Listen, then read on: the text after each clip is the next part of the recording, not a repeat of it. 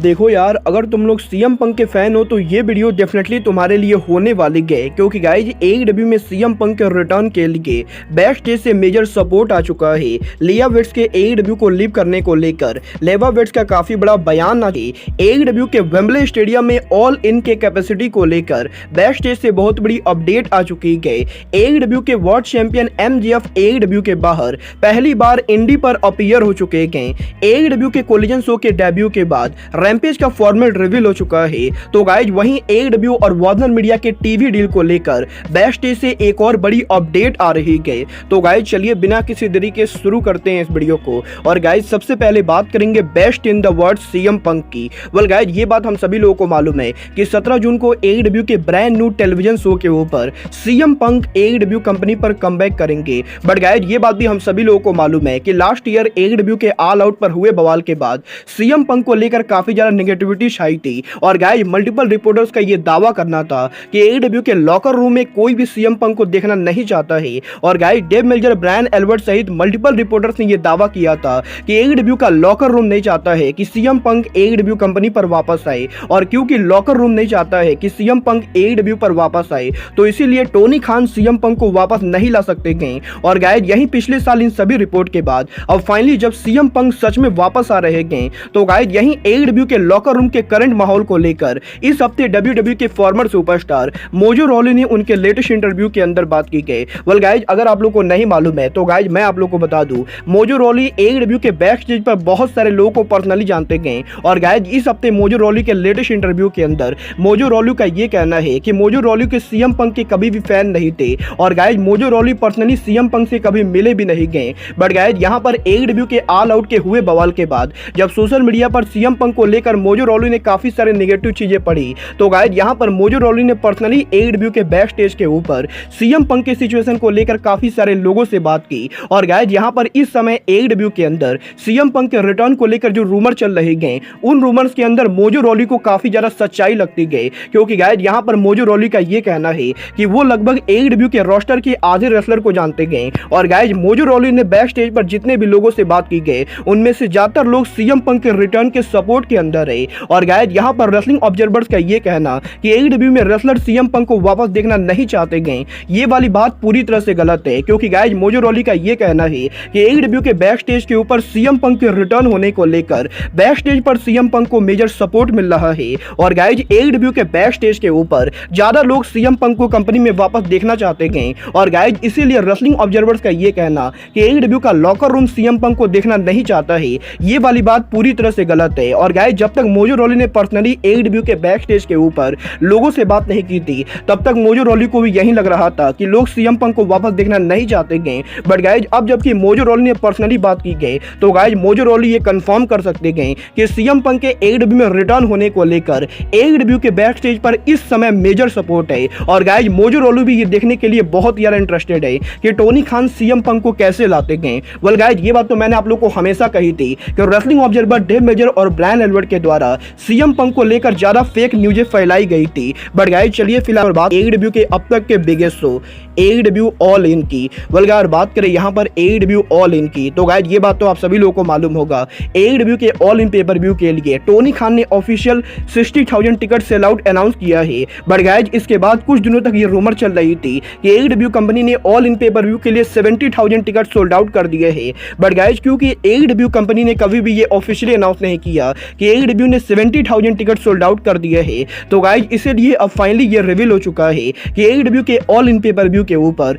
AEW all in की Wembley stadium में capacity क्या होने वाली है। और गाइज एईडब्ल्यू के ऑल इन के लिए एईडब्ल्यू ने अभी तक कितने टिकट सोल्ड आउट किए हैं। वेल गाइज वैसे तो वेम्बले स्टेडियम की कैपेसिटी करीबन 90,000 के बराबर है। बट गाइज यहाँ पर फिलहाल के लिए एईडब्ल्यू के ऑल इन पेपर व्यू के लिए एईडब्ल्यू ने वेम्बले स्टेडियम की कैपेसिटी करीबन 74,000 के बराबर रखी है, जहां पर 74,000 टिकट में से एईडब्ल्यू ने इस समय तक वेम्बले स्टेडियम के लिए करीबन 66,000 टिकट सोल्ड आउट कर दिए हैं। बट गाइज गाइज अभी AEW के वेम्बले स्टेडियम शो के लिए AEW को करीबन 8000 टिकट सोल्ड आउट करने गए और गाइज मुझे लगता है कि AEW कंपनी 8000 टिकट आराम से सोल्ड आउट कर सकती है। बट गाइज यहाँ पर इस चीज को लेकर भी बड़ी रिपोर्ट आ रही है कि AEW कंपनी अगर पूरे शो को सोल्ड आउट करती है तो गाइज AEW उनके कैपेसिटी को रेज करेगी, क्योंकि गाइज यहाँ पर अभी वेम्बले स्टेडियम के अंदर AEW ने 15000 सीट को ब्लॉक करके रखा है और गाइज अभी तक वेम्बले स्टेडियम के अंदर AEW ने करीबन 15000 सीटों को ओपन नहीं किया है।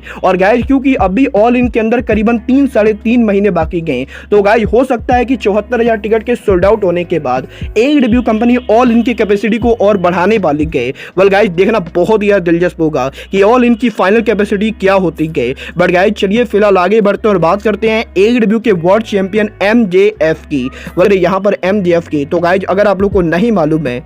गाइज मैं आप लोग को बता दूं, MJF के AEW कंपनी को 2019 में ज्वाइन करने के बाद MJF ने AEW के बाहर किसी भी कंपनी के ऊपर काम नहीं किया है और गाइज MJF AEW के कुछ चुनिंदा रेसलर्स में से गए जिनके AEW को ज्वाइन करने के बाद दोबारा कभी भी इंडी रेसलिंग के ऊपर वापस नहीं गए और गाइज यही करीबन 5 सालों तक AEW के लिए काम करने के बाद पहली बार MJF AEW के बाहर इंडी रेसलिंग पर अपीयर हुए हैं। और गाइज यहाँ पर शॉकिंग बात तो यह है कि MJF AEW के बाहर इंडी रेसलिंग पर ना कि सिर्फ अपीयर हुए हैं बल्कि MJF AEW के वर्ल्ड टाइटल के साथ अपीयर हुए हैं और गाइज MJF ने इंडिपेंडेंट रेसलिंग के ऊपर उनका इंडी मैच भी रेसल किया है। वेल गाइज ये बात मैंने आप लोग को ऑलरेडी बताई थी कि MJF ने उनके रेसलिंग करियर की शुरुआत क्रिएट प्रो रेसलिंग के अंदर की थी और गाइज क्योंकि इस हफ्ते क्रिएट प्रो रेसलिंग ने अमेरिका के अंदर उनका होम कमिंग एनिवर्सरी शो किया था तो गाइज इसीलिए क्रिएट प्रो रेसलिंग के इस एनिवर्सरी शो के ऊपर MJF ने क्रिएट प्रो रेसलिंग पर उनका रिटर्न किया है और गाइज यहाँ पर क्रिएट प्रो रेसलिंग के ऊपर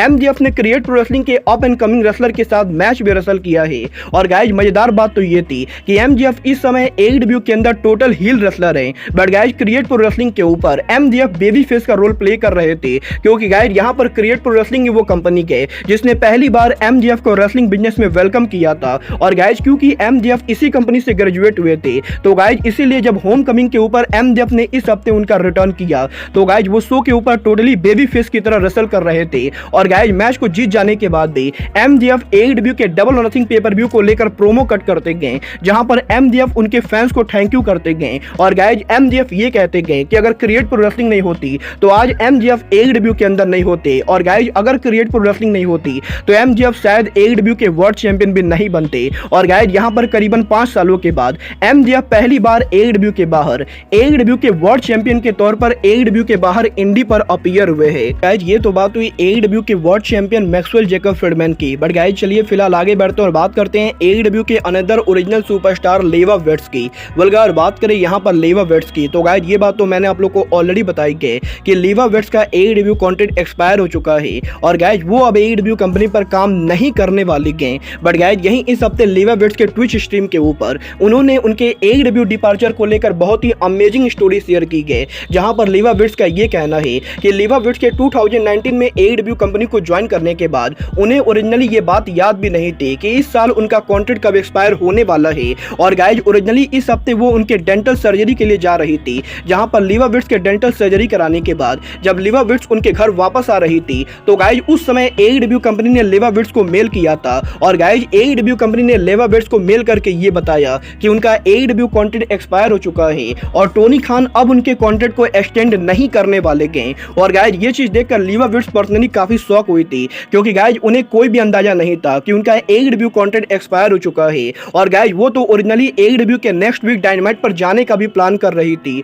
बट गाइज यहीं AEW के इस मेल के बाद AEW के मल्टीपल रिपोर्टर्स ने लेवा वेट्स को कॉन्टैक्ट किया है और गाइज यहाँ पर AEW के अंदर लेवा वेट्स के कंपनी के डिपार्चर को लेकर AEW के रोस्टर में काफी सारे लोग हैप्पी नहीं गए, क्योंकि गाइज यहाँ पर AEW के बैक स्टेज के ऊपर AEW के वुमेन डिवीजन के अंदर लोग लेवा वेट्स को काफी पसंद करते थे। बट गाइज क्योंकि टोनी खान ने लेवा वेट्स के कॉन्ट्रैक्ट को एक्सटेंड नहीं किया है तो गाइज इसलिए अब लेवा वेट्स आपको AEW के अंदर देखने को नहीं मिलेंगी। वेल गाइज ये तो बात हुई AEW की फॉर्मर सुपरस्टार लेवा वेट्स की। बट गाइज चलिए फिलहाल आगे बढ़ते हैं और बात करते हैं AEW के secondary TV show AEW rampage की। वेल गाइज ये बात तो हम सभी लोगों को मालूम है कि AEW का रैम्पेज शो AEW डायनामाइट के मुकाबले काफी फ्लॉप रहा है और गाइज लगातार रैम्पेज की व्यूअरशिप गिरती जा रही है। बट गाइज अब जबकि AEW का तीसरा टेलीविजन शो AEW कोलिजन आ रहा है तो गाइज गाइज बहुत सारे लोगों के मन में ये सवाल है कि अब AEW के रैम्पेज शो का क्या होगा। वेल गाइज इस हफ्ते रेसलिंग रिपोर्टर्स ने इस चीज को कंफर्म किया है कि AEW के ब्रांड न्यू 2 घंटे के कोलिजन शो के डेब्यू करने के बाद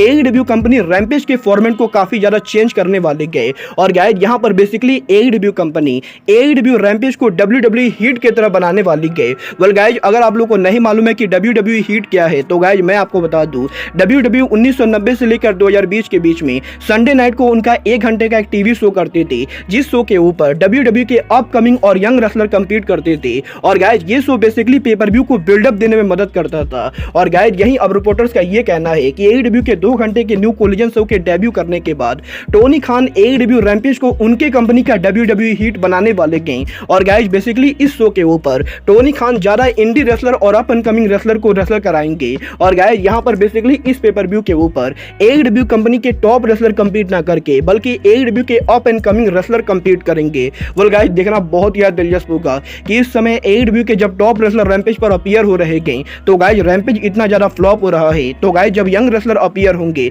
तो AEW रैम्पेज की व्यूअरशिप कैसी होगी। गाइज चलिए फिलहाल आगे बढ़ते हैं और बात करते हैं AEW कमिंग टीवी डील की। वेल गाइज ये बात तो मैंने आप लोग को ऑलरेडी काफी बार बता रखा है कि AEW कंपनी इस हफ्ते वेडनेसडे नाइट को उनके टीवी डील को लेकर ऑफिशियल अनाउंसमेंट करने वाली गए। और गाइज 17 मई को वार्नर मीडिया के अपफ्रंट के ऊपर AEW कंपनी को लेकर मल्टीपल अनाउंसमेंट होने वाली गए। और गाइज पिछले कुछ दिनों से इस चीज को लेकर तगड़ी रूमर चल रही गए कि AEW और वार्नर मीडिया के इस न्यू टीवी डील के अंदर वार्नर मीडिया AEW कंपनी को $1 बिलियन देने वाली गए, जो कि बहुत ही ज्यादा अमाउंट होता है। बट गाइज यही लगातार $1 बिलियन डील के रूमर्स के बाद अब इस हफ्ते PW टॉर्च वेड किलर ने इस चीज को कंफर्म कर दिया है कि AEW के अगले टीवी डील के अंदर AEW कंपनी को पॉसिबली कितने पैसे मिलने वाले गए। वेल गाइज यहाँ पर वेड किलर का ये कहना है कि 17 मई को AEW कंपनी को लेकर वार्नर मीडिया उनके अपफ्रंट पर मल्टीपल अनाउंसमेंट करने वाली गए। और गाइज इस अनाउंसमेंट के अंदर AEW कंपनी के साथ वार्नर मीडिया मल्टीपल एग्रीमेंट करेगी, जहां पर इस अनाउंसमेंट के अंदर वार्नर मीडिया पॉसिबली ये अनाउंस कर सकती है कि AEW के 2 घंटे का नया show AEW Saturday night collision आने वाला है। AEW कंपनी का सारा कंटेंट वार्नर मीडिया के प्रॉपर्टी होने वाली है। और गाइस AEW के जो स्पेशल शो और पेपर व्यू होते हैं वो सभी चीजें वार्नर मीडिया के new streaming service HBO max पर जाने वाला है। और गाइस यहाँ पर जब वार्नर मीडिया ये सभी चीजें अनाउंस करेगी तो गाइस इन सभी चीजों के लिए वार्नर मीडिया की तरफ से AEW को $1 बिलियन से भी ज्यादा पैसे मिलने वाले हैं। क्योंकि गाइस वेड किलर का ये कहना है कि वार्नर मीडिया ना कि सिर्फ उनके वीकली टीवी शो को ला रही गए बल्कि वार्नर मीडिया बेसिकली पूरे AEW कंपनी के प्रॉपर्टी को अपना बना रही गए। और गाइस क्योंकि इस डील के अंदर pay per view by rate AEW के वीकली शो और स्पेशल शो ये सभी चीजें शामिल हैं, तो गाइस इसीलिए इस डील के अंदर AEW कंपनी को वार्नर मीडिया की तरफ से हर साल करीबन $240 मिलियन मिलने वाले गए। और गाइस इस हिसाब से अगर AEW कंपनी और वार्नर मीडिया के बीच में 5 साल का एग्रीमेंट हुआ है तो गाइस वार्नर मीडिया की तरफ से AEW को $1.2 बिलियन मिलने वाले गए,